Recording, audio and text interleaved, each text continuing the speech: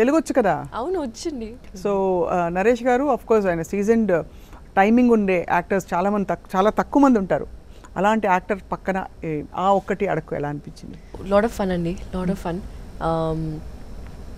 మనము ఫినిష్ చేశాక I think 1 year పడింది, కానీ అలా అనిపించలేదు. ఎందుకంటే ఫినిష్ చేయటం కాదు, సినిమా మొత్తం ప్రాసెస్ 1 year.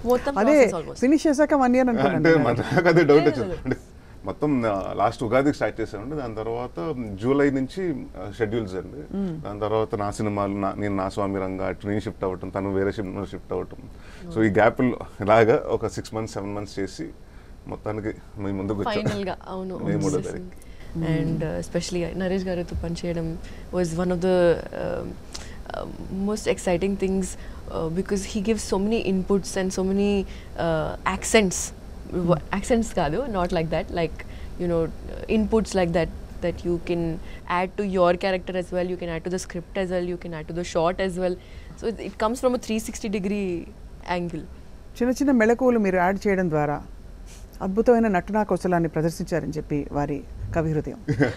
అలానే కదండి, జనరల్గా మనకి ఏమవుతుందంటే కామెడీ చేసినప్పుడు కొంత ఇంప్రవైజేషన్ చేస్తుంటాం కదా. సీన్ చూసుకున్నప్పుడు టక్ మన వెన్నెల కిషోర్, నేను ఇలాంటి వాళ్ళు ఉన్నప్పుడు. ఏమండి వెన్నెల కిషోర్ గారి గురించి ఎందుకు తీసుకొచ్చారండి? ఆయన రాలేదని నేను బెంగ పెట్టుకుని జ్వరం తెచ్చుకున్నాను విందాక. అలానే కదండి, ఇప్పుడు వైభ హర్ష కానీ ఉండే ఫరియా తోటి. అంటే ఈ అమ్మాయి దగ్గర ఉన్న కూడా అడ్వాంటేజ్ ఏంటంటేనండి, నేను ఫస్ట్ టైం షాక్ అయింది ఏంటంటే జాతిరత్నాలు చూశాను, చాలా ఇన్నోసెంట్గా చేస్తుంది అమ్మాయి. ఫస్ట్ సినిమా కాబట్టి ఇన్హిబిషన్స్ లేకుండా బాగా చేసేస్తుంది అనుకున్నాను. బట్ నాకు ఈ సినిమా చేస్తున్నప్పుడు 2-3 సీక్వెన్సెస్ ఉన్నాయండి. వేరే మా ఇద్దరి మధ్యన చిన్న ఫన్ ఉండాలి, అట్ ద సేమ్ టైం చిన్న టైమింగ్ వర్క్ అవుతాలి, కామెడీ టైమింగ్. సో కొంత అంటే తెలియదు కానీ అంటే కూర్చున్నాను, నాకు సడన్గా చిన్న కామెడీ టైమింగ్ భలే ఉందండి అమ్మాయి దగ్గర. అవునా? సో చాలా అంటే అరుదుగా ఉంటుంది, చాలా తక్కువ మంది దగ్గర ఉంటుంది అది. ఆ క్వాలిటీ చూశానండి. సో అలాంటి చేసినప్పుడు ఆ చిన్న సటిల్ ఎక్స్ప్రెషన్స్ కానివ్వండి, ఆ సటిల్ చిన్న సర్కాజం కానివ్వండి, ఇవన్నీ బాగా చేస్తుందండి. అంటే బై బిల్ట్ ఉంటుంది sarcasm. So I was like very surprise. అంటే నరాల్లో వెటకారం ఉందంటారు అయితే? అన్ని వెటకారం ఉంది, అన్నీ ఉన్నాయండి. అంటే ఇన్ ద సెన్స్ ఆ టైమింగ్ ఉంటుంది కదండి. ఫస్ట్ మనకి ఏంటంటే నేను ఒక రియాక్షన్ ఇచ్చేటప్పటికి తను ఒక రియాక్షన్ ఇస్తుంటే చిన్న ఆడియన్స్ నవ్వుతారండి, ఆ రియాక్షన్స్గా నవ్వుతారు. సో వాజ్ లైక్ ఓకే అంటే చాలా అంటే నేను I thought she was very good dancer and మంచి పర్ఫార్మర్ అనుకున్నాను, కానీ she was like that blue my mind అండి. అంత టైమింగ్ అంటే కామెడీ, ఎస్పెషల్లీ కామెడీ చేయడానికి కొంచెం టైమింగ్ ఉండాలండి. So that I was like surprised how, and she has done only 4-5 films and how she picked up, and that's expression చూడండి, ముగాంబ ఖుషువా? లేదండి first time వింటున్నాను కదా, నాకు డైరెక్ట్ గా వింటున్నాను ఫస్ట్ హ్యాండ్. సో టైటిల్ వినగానే కొంత తెలిసిపోతుంది ఆ జానర్ ఇలాంటిదని, టైమింగ్ ఉండే కామెడీ ఉంటుంది ఇందులో అని. సో ఈ టైటిల్ అండ్ ఈ ఫిల్మ్ ప్రాజెక్ట్ అసలు గురించి చెప్పండి. What is the story line? The story line మీకు తెలిసినట్టు అడక్కు అంటే మీకు అర్థమవుతుంది కదండి. ఆ సినిమాకి ఈ సినిమాకి అసలు సంబంధమే లేదండి. ఇంతకు మీరు చెప్పినట్టు ఆ సినిమాలో ఏంటంటే సెటిల్ అవ్వన్న వాడి పెళ్లి చేసుకుంటే పడే కష్టాలు, ఈ సినిమాలో సెటిల్ అయినా గవర్నమెంట్ జాబ్ ఉన్నాక వీడికి పెళ్ళి అవుతాడు. సో ఇప్పుడు ఆ కష్టాలండి. సో వీడి ప్రతిదీ ఏంటంటే వీడు బేసిక్గా రిజిస్టర్ ఆఫీస్లో అందరికి పెళ్ళిళ్ళు చేస్తుంటాడు, వీడికి పెళ్ళి అవుతుంది. సో అక్కడికి వచ్చిన వాళ్ళు కానివ్వండి, మీ పిల్ల పాపలతో సంతోషంగా ఉండండి, వాళ్ళు బ్లెస్సింగ్ చేస్తుంటారు. పక్కింటి వచ్చి పప్పు అన్నప్పుడు పెడతా ఉంటాడు, ఇంకొకటి వచ్చి పెళ్ళెప్పుడు అంటాడు.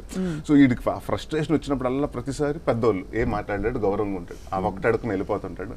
సో ఆ ఫ్రస్ట్రేషన్ వచ్చే ఫన్నేనండి ఇది. అంటే పెళ్లి కానివాడి ఆ ఫ్రస్ట్రేషన్ ప్లస్ సొసైటీ ఆ ప్రెషర్స్ ఉంటాయి చూసారు. కొన్నేళ్ల క్రితం మీ గురించి కూడా అలా మిమ్మల్ని అడిగి ఉండేవారు చాలా మంది, ఎప్పుడు పెళ్ళి అంటే ఫస్ట్ ఇంటర్వ్యూ రాగానే నెక్స్ట్ క్వశ్చన్ ఫస్ట్ క్వశ్చన్ అదే, పెళ్ళెప్పుడు అండి. అంతే I think that's a constant thing అండి. మనం చిన్నప్పటి నుంచి మనం ఒక చదువుకుంటాం, ఫస్ట్ చదువుకున్న తర్వాత బాబు అయిపోయింది కదా స్టడీస్ అయిపోయినాయి కదా, జాబ్ ఎప్పుడు, ఆ జాబ్ వచ్చింది కదా పెళ్ళి ఎప్పుడు, పెళ్ళి అయిపోయిన తర్వాత పిల్లలు ఎప్పుడు. So it's always a constant thing అండి. ఐ థింక్ మనకి బట్ నేనేమనుకుంటానంటే ప్రతి ఒక్కడు పెళ్ళి ఎప్పుడు అడిగే వాళ్ళే కానీ ఎవరన్నా మంచి సంబంధం ఉంది చేసుకోరా బాబు అని చెప్పరండి. అవునా? అలా చెప్తే అంటే మీరు కన్సిడర్ చేసేవారు ఆ టైంలోనే? ఇన్ జనరల్ గా కూడానండి. ఇప్పుడు మమ్మల్ని పెళ్లి కాని పెళ్లి ఎప్పుడు చేసుకుంటారా ఇంకా అయిపోతుంది వయసు అంటారు, కానీ అంటే నాకు తెలిసిన సంబంధం ఉందరా చేసుకురా అని మాత్రం ఎవరు చూపించరండి. సో ప్రతివాడు అడగటం వరకు అడుగుతాడు కానీ ఎవడు ఏం హెల్ప్ చేయడు. సో దాంట్లో వచ్చే కష్టాలండి. దాని తర్వాత మ్యారేజ్ అనేది ఒక పెద్ద వ్యాపారం అండి. పెళ్లి ఇంటర్వెల్ బ్యాంక్ డైలాగ్ చెప్పారు మీరు ఇప్పుడు, మ్యారేజ్ అనేది పెద్ద వ్యాపారం అని. అవునండి, అంతేనా? ఎందుకంటే దాని అంటే మీరు చూస్తేనంటే మొన్న లాస్ట్ టైం ఇది మేము దీనికోసం డేటా కలెక్ట్ చేస్తే చూస్తుంటే రవి గారు నేను అబ్బూర్ రవి గారు కూర్చున్నప్పుడు అండి 2.5 trillion మార్కెట్ అండి పెళ్ళి అనేది పర్ ఇయర్. ఓహో, అంటే పెళ్లి మీరు అంటే పెళ్లి starting- స్టార్టింగ్ అంటే ఫ్రమ్ అంటే చిన్న పెళ్ళైనా పెద్ద పెళ్ళైనా అంబానీ వాళ్ళ పెళ్ళైనా కూడా అంటే కేటరర్స్ కాడి నుంచి డెకరేటర్స్ కాడి నుంచి అంటే ఈవెంట్ ప్లానర్స్ కాడి నుంచి ఎంత సంపాదిస్తున్నారు. అవును. సో దీంట్లో జరిగే మోసాలు అండ్ విచ్ ఆడియన్స్కి చాలా మందికి తెలియదు. సో అది అది కూడా కొంచెం సటిల్గా చూపిస్తున్నాను with dose of comedy. Bound script ఇచ్చారు, నేను పోస్ట్ ఇట్ నోట్స్ పెట్టాను క్యారెక్టర్ గురించి, హైలైటర్తో నా డైలాగ్స్ హైలైట్ చేశాను. ఇలా రీసెర్చ్ స్కాలర్లా ఉంటే హీరోయిన్ బాగానే ఉంటుంది. అంటే అన్ని చేసినా కూడా మేము మళ్ళీ మార్చేస్తాం. అదే కదా, ఎందుకంటే ఫస్ట్ డ్రాఫ్ట్ అండి తనకి ఇచ్చినప్పుడు ఫస్ట్ డ్రాఫ్ట్, దాని తర్వాత బెటర్మెంట్స్ వస్తుంటాయి కదా మనకి లెంత్లు రోజు రోజులకి బెటర్మెంట్స్ వస్తాయి.